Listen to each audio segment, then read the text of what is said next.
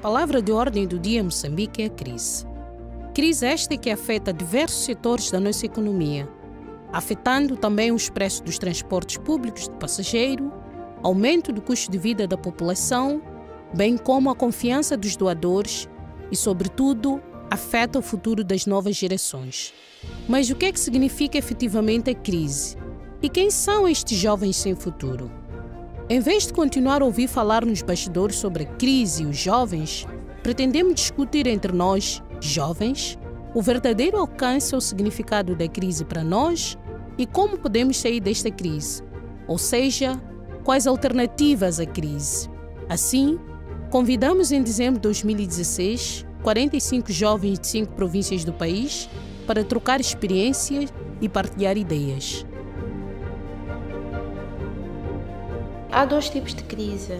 Há a crise, digamos, crônica do nosso sistema de crescimento, que já é histórico, e há a crise mais imediata. Para melhorar o sistema de crescimento e considerando que nós não vamos sair da crise se nós não conseguirmos prestar atenção a este modelo de desenvolvimento, porque o modelo em si põe em causa várias possibilidades de desenvolver os diferentes setores que afetam os jovens. A crise moçambicana não é algo de hoje. A crise moçambicana já veio desde a percepção de que o Estado, uma vez Estado, em 1975, tinha que ser o provedor de tudo e de todas as coisas, mesmo para contrariar a opressão que sofreu do colono. A ideia inicial foi um pouco atrevida. Primeiro foi o fato de termos visto os debates televisivos, eram sempre no sentido de vamos encontrar culpados. Estamos na crise, mesmo que já estivéssemos na crise, toda a gente agora fala de crise. A crise é a palavra de ordem, palavra do dia. E quando nos aproximamos da Fundação Frederick Herbert, depois de uma viagem que nós fizemos à Tanzânia, tivemos a oportunidade de interagir com jovens, acho que de 41 países africanos, coisa parecida, éramos muitos lá. E achamos que poderíamos trazer uma abordagem diferente, uma abordagem mais de esperança, uma abordagem mais de resultado, de encontrar algumas alternativas à crise. Este país tem mais de 60% da população constituída por jovens e grande parte dela está a ser afetada por esta crise. Então, neste processo de diálogo, nós não impusemos ou não definimos posições. Os jovens vieram e disseram o que é que sentiam. E a nossa carta vai refletir, a nossa declaração vai refletir exatamente isso. Houve momentos acesos de debate, houve ideias, em algum momento, divergentes, mas essas ideias têm que convergir para o bem do país. Seria mau, na minha opinião, se nós tivéssemos todos a mesma ideia. Então, o que nós fizemos e o que nós vamos fazer, o que esta atividade vai, no final, fazer, é juntar essas ideias divergentes, estruturá-las e apresentá-las a quem de direito como posição dos jovens. Há muitas coisas que se podem dizer à volta da crise, mas um aspecto de destaque é que estamos numa situação em que o país está com sérios problemas de liquidez, num cenário de insustentabilidade da dívida, alto nível de depreciação da moeda nacional, queda massiva das reservas internacionais líquidas, a apreciação também dos preços por consequência da depreciação do metical.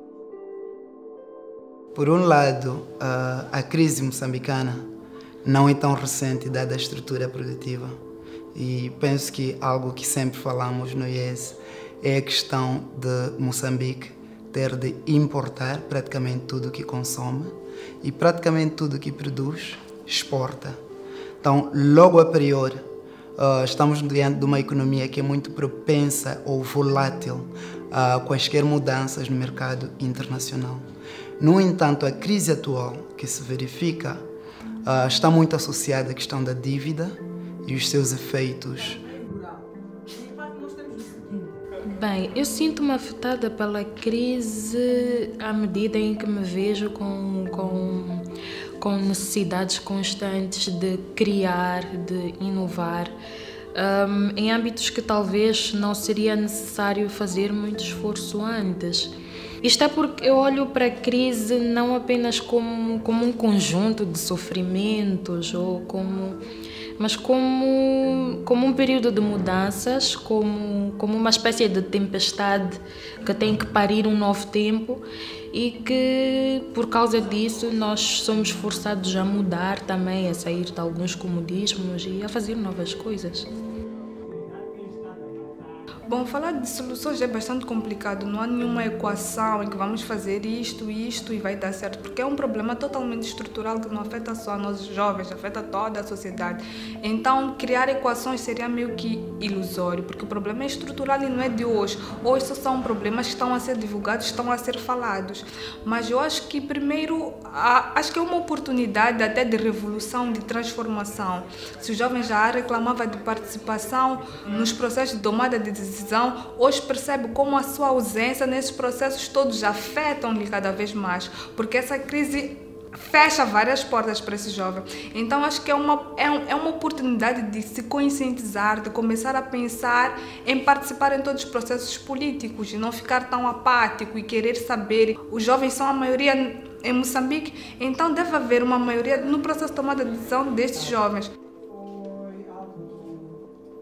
Então, o ponto é, este é o momento de mudar esta estrutura de crescimento, ter uma ambição e ter um país que não só exporta algodão ao nível mais primário, não só exporta tabaco ao nível primário, não só exporta gás direto da extração para as outras indústrias, mas ter uma economia que talvez exporte a tecnologia, talvez exporte bens e serviços finais e ter referência mundial a nível de outros produtos que vão além de commodities primárias.